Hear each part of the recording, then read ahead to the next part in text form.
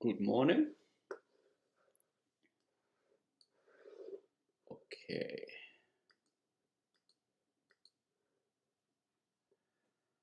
Alrighty. Let's take a look at O'Reilly. Okay, we talked about that yesterday. First and foremost, please don't chase. Okay, please don't chase. If you missed the big pop yesterday, don't chase.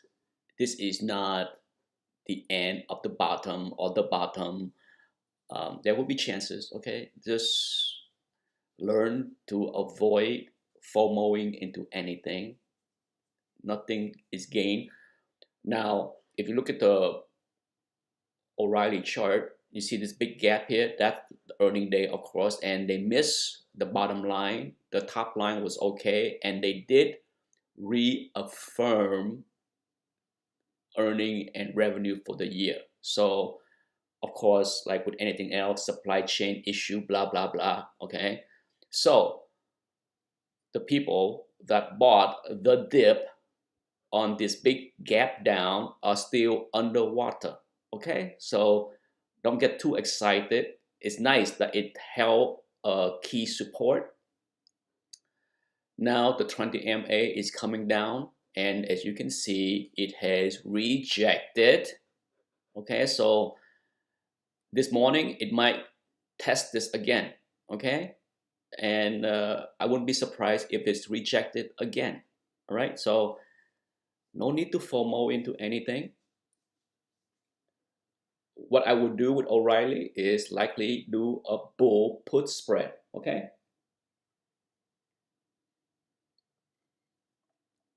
Where I wait for a big red day, okay? I wait for a red day in order for me to consider. I look at the options and um, it's not a very actively traded stock on the option. It only have monthly options instead of weekly options.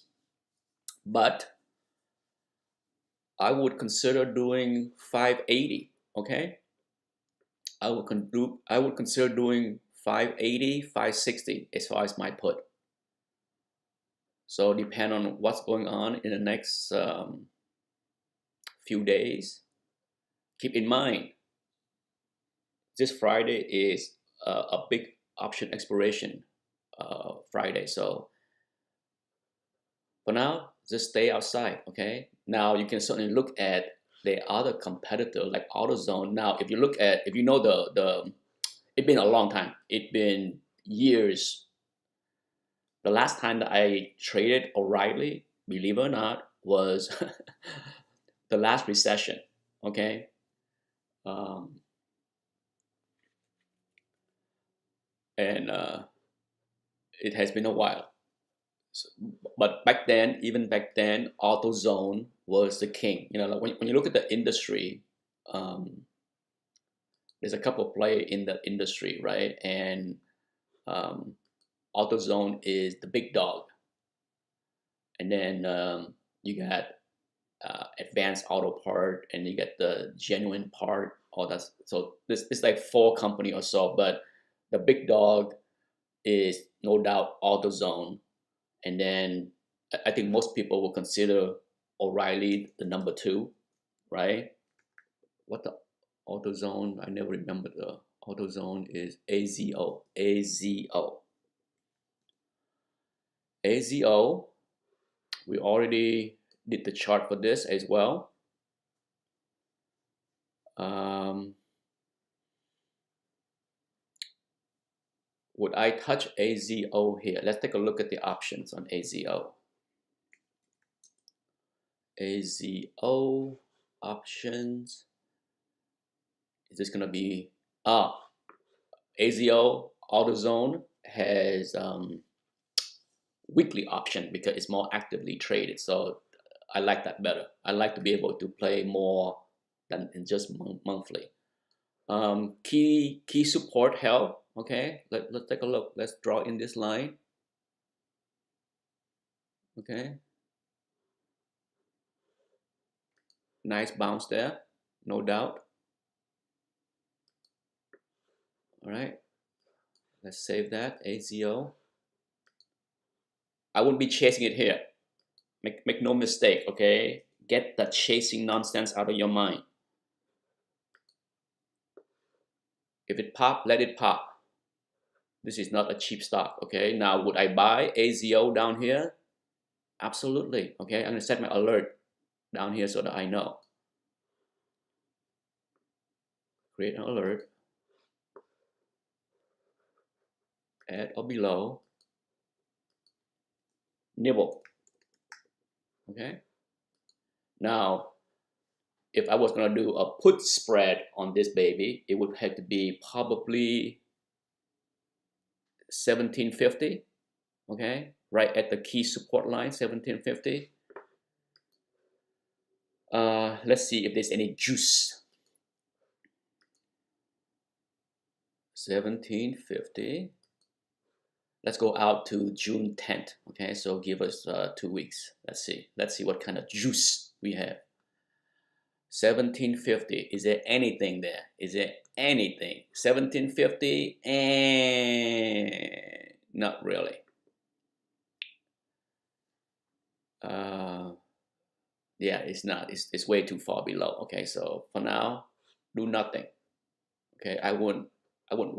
For something this big, that's this volatile, just like those big name stock like Google or Amazon, is tough to do put spread when it's so big, because the gap in dollar amount it seemed huge, but percentage wise it's not that big. But still, if we have a big dump, that this thing fall down in the 1800 range, yeah, then 1750 put spread would be in play. I would do 1750 and then maybe 1650, like $100 gap. Okay, when something is this big, you're not gonna do $20 gap, maybe a $50 gap, but for sure I like at least 50 to 100.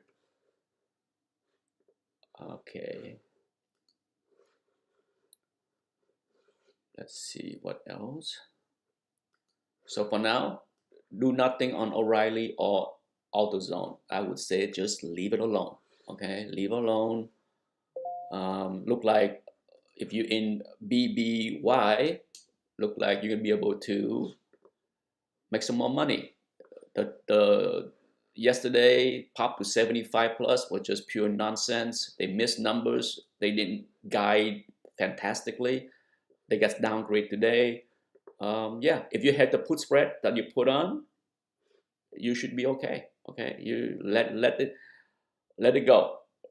You can cash out if you want, but I think it's okay there. Now McDonald's, what would I do? I have my put spread on. Well, I have my put. I close out my upper range, okay, because of the pop yesterday. Would I do anything today? We'll see.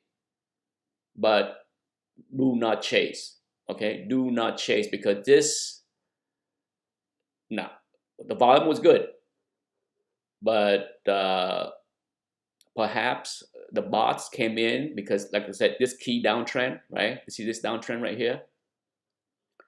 That it was bouncing off for a whole month plus, and it broke, and now it's back over. So that was a big push by the bots, likely to get it over. So where would you buy again? Where would I sell some put on that trend line again? Okay, so if I'm gonna do a put spread, I wait for this to come back and retest 240, okay, 239. So yeah, just let it be, okay? McDonald's will be volatile. Play the swing. FV is the other place that I have the puts.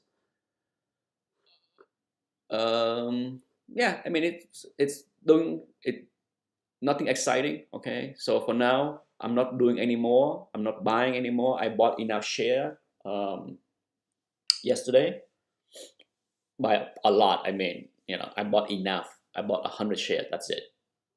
In this juncture of the game, I'm not putting in a lot of money in any position.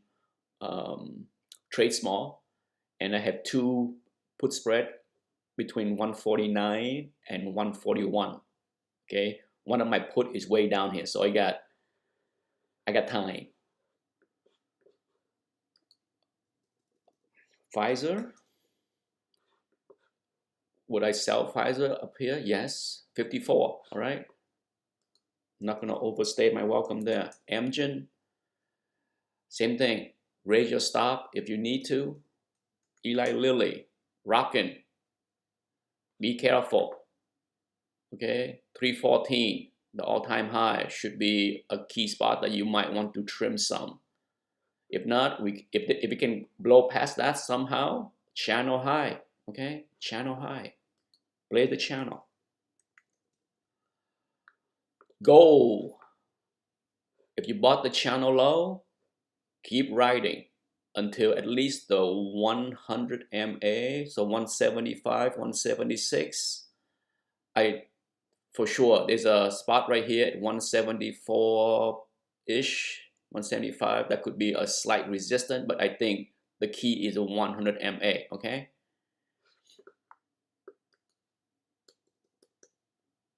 How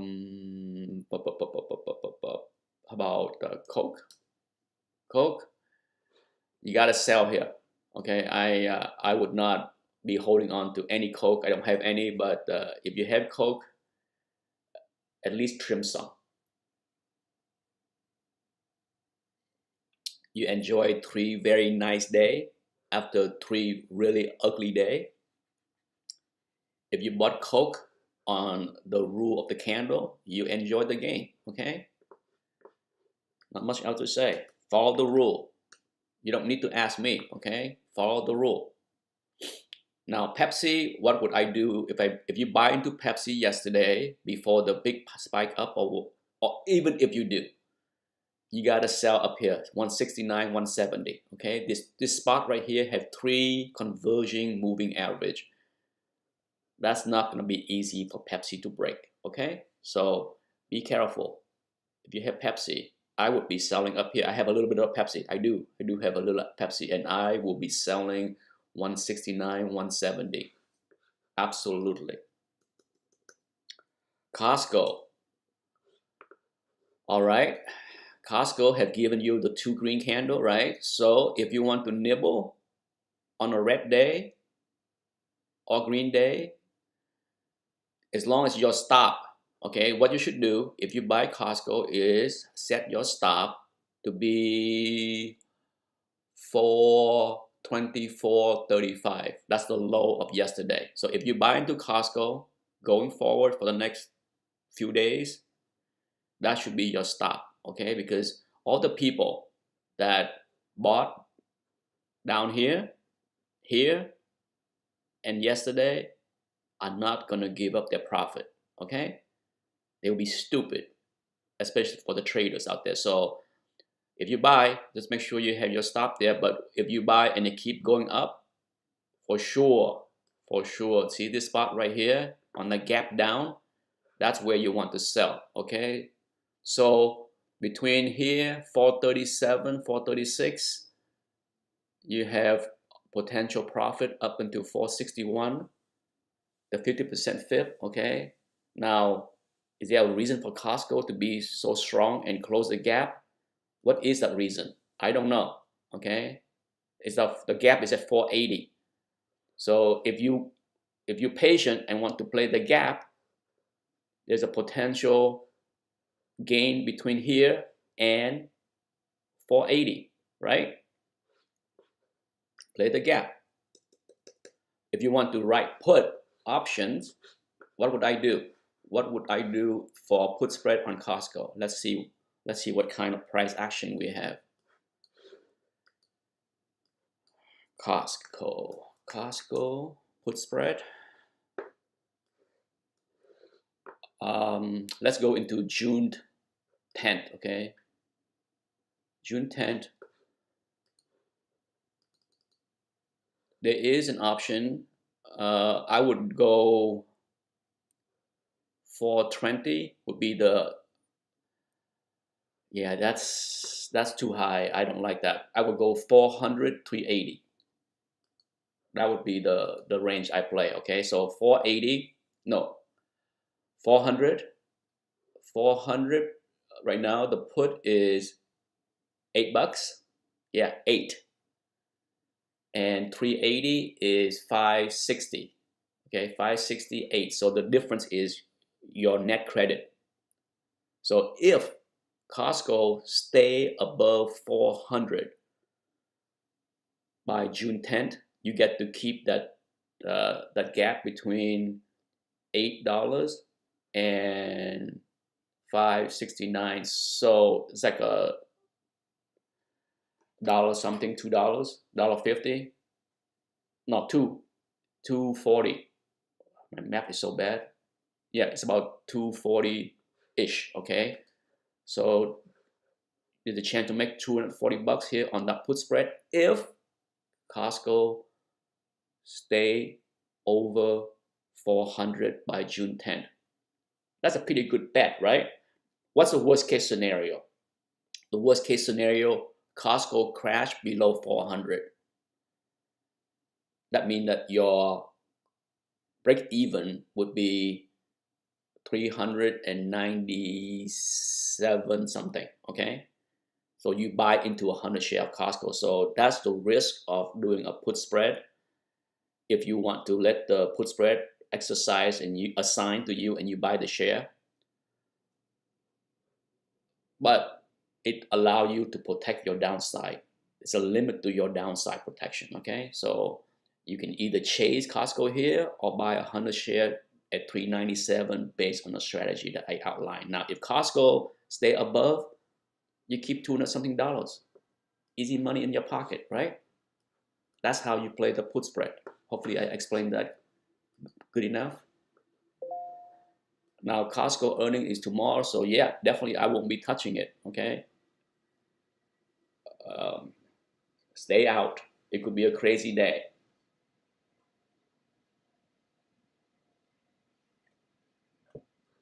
Let's see what else. Let's look at Moderna. Moderna is back into a spot. If Moderna get below 120,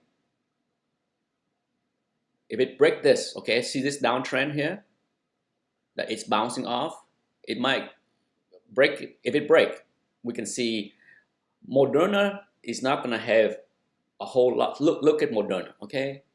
The last time that it did anything good with the 20 MA was way back in March, and then by April it's over. Okay, it has been, look, it can't get over the 20 MA. So for me, if you want to play Moderna, you got to be a quick trader, okay? Because you can buy below 120 and then sell 135. Okay, it's there's a $15 range there that you can trade, but you got to be super quick. Otherwise, stay out. Home Depot. Ugh.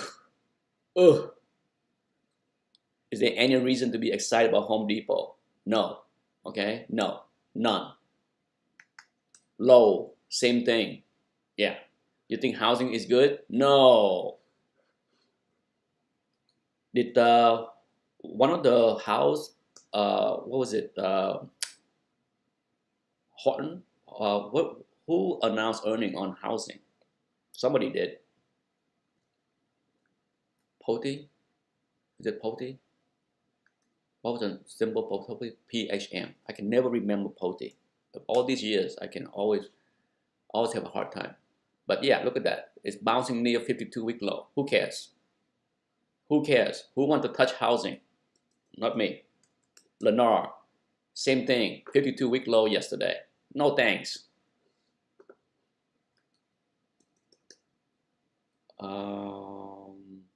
Let's take a look at TLT. TLT is heading higher. Yeah. The big guy went long on TLT. He went long not yesterday, but the day before on this day.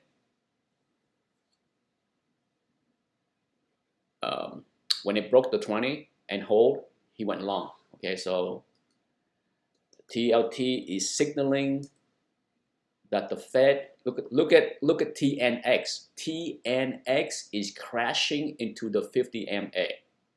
Crashing. You think the bond market give a damn? Give a damn what Powell is saying about more rate raise the next many months? No, no, no, no, no, no. The bond market is saying, F you, Powell, we are going into a recession and you're going to be cutting rate. That's what the bond market. See, right here, all year, since December, the bond market say, oh, the Fed's raising rate, the Fed's raising rate. And then, no thanks. See, this dip right here is Russia-Ukraine crisis. That caused this dip. Okay? And then, since then, rate has been going higher, anticipating 9 Fed rate hike. And then it say, oh no, housing market crashing, recession, layoffs coming. So F you, Powell. You can raise rate 1 or 2 more times, but that ain't gonna happen after that, okay? We'll find out more by July 4th, okay? July 4th, after that, we'll know if we're going to a recession or not, or if the Fed is gonna stop being so hawkish. Yep, Toll Brother, yep, new home sale crashing. Yeah. What do you think? What do you think? You think I bring you more logical message than the people on CNBC?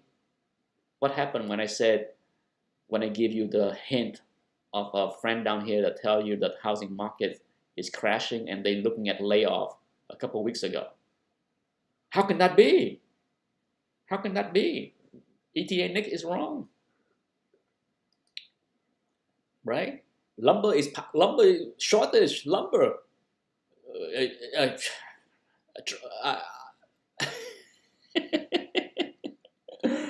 Oh, it's painful. It's painful. Okay, it's I don't expect the average person to understand macro economy and all that stuff, but for me to see all the experts on TV talking nonsense for the past many months, I'm just like, did we go to the same school, study the same thing, read the same books? Dipshits, liars, phony. People that talk nonsense on TV to get you to buy into the nonsense because they're selling you something. How much more can I be clear about that?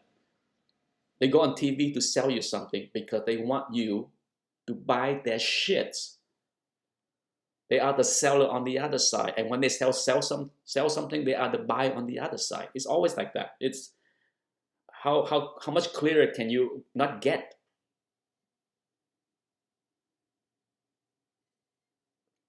Yeah, pony man, idiots, unusual activity. Yeah, whatever. Shameful. Banks, JPM did okay, but key spot here, people. Key spot. If you had JPM, okay, if we have another pop and fail, get out. Okay, you don't need 2 or 3 weeks to show you failure. Okay. Yeah, I would like to sell here. I have a sell order up here at 128 something, but I will take my money at 127 and be happy, okay? Or 120, whatever down here.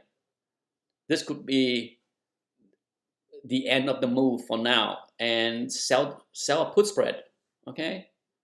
If you want to be long, sell a put spread. Less risk. Let's see JPM put spread. I want to do this more often. Well, not more often, but for those that know, I won't be around much longer. Hint.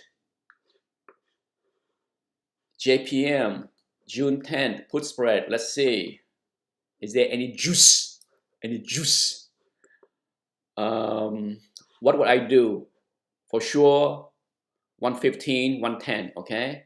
115, 110. 115, no juice. No juice. Yeah, weak juice, no dice. We need to see a dump, okay? Because right now it's too high. It's too high.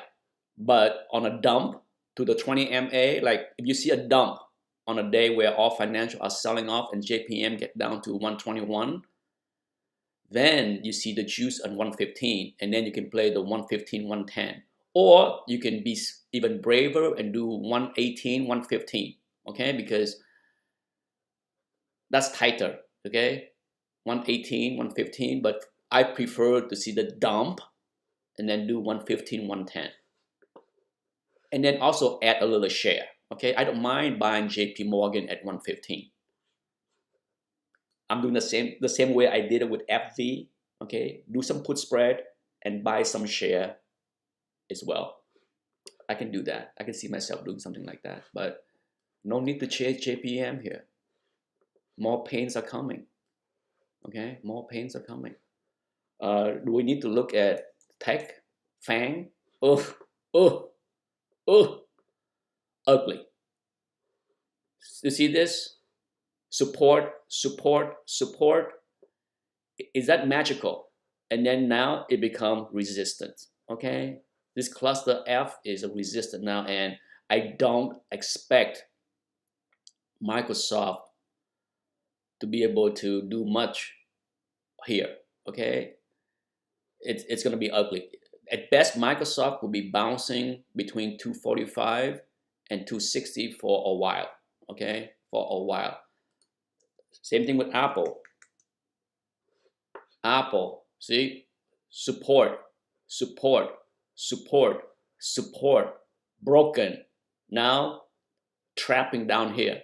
I can see Apple trading between 137 and 140, 144, 143, okay? It's gonna be bouncing around there for a while. By a while, I mean a couple of weeks, okay? I'm not talking a couple months. I don't have the crystal ball to go beyond a week or 2 weeks kind of thing. So, but can I see Apple bouncing down there? Yeah. Yeah, I can. The day that Apple broke the 150, that was ugly. It's pretty ugly. Real ugly. Okay, so not much I can do there. Facebook got beat up yesterday on Snap. I have an order down here. I talk about the gap fill, right? I talk about buying back what I sold up here on the gap fill many times, right? But when I saw the pre-market snap, pun intended, I took that order out. I say, F that, okay? I don't need to be a hero here. So I took my order out as far as buy on the gap fill because it gapped down. I'm gonna give it a couple days to see what's going on here. I think Facebook is gonna be dead money for the next couple weeks until earning. Okay, if I'm wrong and they go higher, yay me. Okay, I have shares there, so I'm not like missing out. I have enough pain on Facebook down there, so no thanks. Palo Alto. Oh, that was an ugly candle. That was great. That was ugly. I have no regrets selling between I start to sell 478 all the way up to 490. I talked about it, 491 was it? So yeah, would I buy Palo Alto down here at the 435 range? Yes. Okay. If Palo Alto do another dump, okay, would I buy down here 436, 435? Yes, but no reason to buy it any other time right now. Okay, down there, key channel low down here. Well, if it break down beyond that point, right, then you can a sure spot to buy is down here, 435. Yeah, channel low. Yeah, absolutely. I like Palo Alto down there. SMH, need I say more? Have I been bearish on chips for a while? Yes. What else can I say? What is the reason?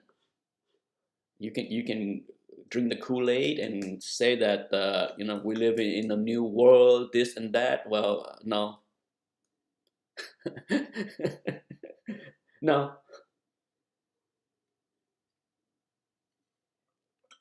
Qualcomm, ugly.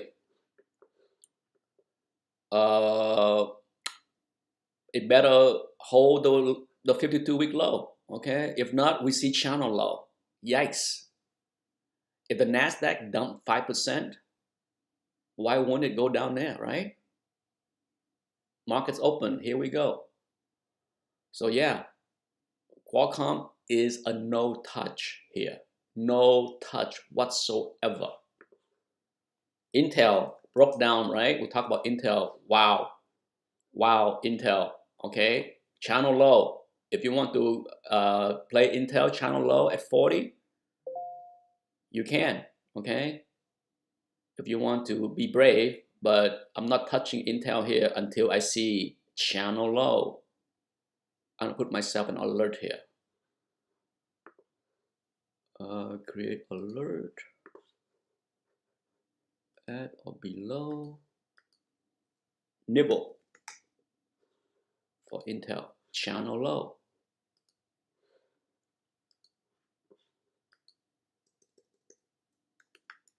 Save that. Okay, channel low. All right, so then let's see. Sharp bouncing a little bit, but it's ugly. No touch on sharp whatsoever. Okay, stay away. It's a dog. It's a dying dog. Intuit pop on positive stuff. Let's see what's down. Google's down. Yeah, CMG is down. Oh, let's take a look at CMG. I like CMG. Look like 52-week low. Ouch. Okay, ouch. What would we do? Channel low is coming. Okay, channel low. 1200. Okay, so set my alert here. 1200. Create alert. I'm gonna say nibble, but does not mean that I'm gonna buy. Okay, I might look at put spread, but that's the channel low. Okay, the problem with Chipotle is what? High valuation. It's a good recession play, cheap food, but that high valuation is a problem. Okay, 1200 though, yeah. Come on down, crash down to 1200, and I might buy a few shares. Is McDonald's down? Yeah, there we go. Okay, there we go. Come down to 240 and I will do something with the put spread. Come on down. Come on down. All right. Halliburton, no touch. Chevron up. I'm sure USO is up for now. Yep, USO is back. Floating at that range again. I might have put on another put spread up there. Well, my put spread go out to June 10th, June 17th, so I got a couple weeks with USO. No worry there, okay? No worry there. It's not making money or losing money. I don't care. I'm banking on my macroeconomic belief that if a recession comes, oil will be crashing. Before I go, the most money that I made in 2008, 2009, 2010 was Halliburton. When the economy was crashing and Halliburton and Exxon was selling off like the end of the world, I bought a lot of Halliburton. I made the most money in Halliburton back in the last recession. So I know. The funny thing is, I got hurt I made the most in Halliburton and Exxon back in 2008, 2009, 2010. I got hurt the most with the pandemic crash because I had exposure to Exxon and Halliburton. And when the pandemic happened and oil crashed to zero, for those that remember, oil actually went negative. Boy, that falling knife hurt. And the big guy was so mad at me for not having stopped. I'm just like, but it was gapping below all my stop. What can I do, right? But he was mad. He was mad at me for not protecting myself better. Because he warned me. He warned me in early February that the virus is much worse than people think, and I should get out. And I'm just like, oh, I don't think so. I don't think so. It's just only in China. It's like the bird flu. And then I was corrected very quickly with a sharp needle to my eye. So yeah. So easy come, easy go. Big gainer in 2008 to 2010, and then exposure to the same stuff hurt me the most on the pandemic dump. And I plan to make it back on the next recession with Halliburton and Exxon when they dump again. Anyhow, that's it, people. Have a safe day. No chasing, no FOMO. We are in phase 2 still. Okay, don't go crazy. Last before I go, I talk about phase 1, phase 2, phase 3, phase 4 of a bear market. Just like in comic books, for those that collect comic books, there is usually, when people say, oh, the start of the Silver Age, the start of the Bronze Age, the start of the Copper Age, there is no set, defined point, okay? Some people say, oh, the beginning of the Silver Age is Showcase 4, but that's many years before, well, 5 years before Fantastic Four #1, right? And then some people say, oh, it's FF1 is the start of the Silver Age. Same thing with Bronze. Some people say, oh, the start of the Bronze Age is Conan 1. And for some people, it's a different book. Same thing with the Copper Age. Oh, the first Copper Age started Teenage Mutant Ninja 1. Or some people would say, oh, it's another book. So every phase, there is no defined point. It's more about the thinking. Okay, the logic of the market, the logic of the mass on what they think. So that's how you know when something is take hold. Right now, we are still in phase 2, somewhere between phase 2 and phase 3, because you do see sell-off in staples, in healthcare. There are days where the entire market is red. Phase 2 does not end at the start of the recession. Okay, we're not even at the start of the recession yet. So there's plenty of time to buy into the Pepsi, the Coke, the McDonald's, the healthcare.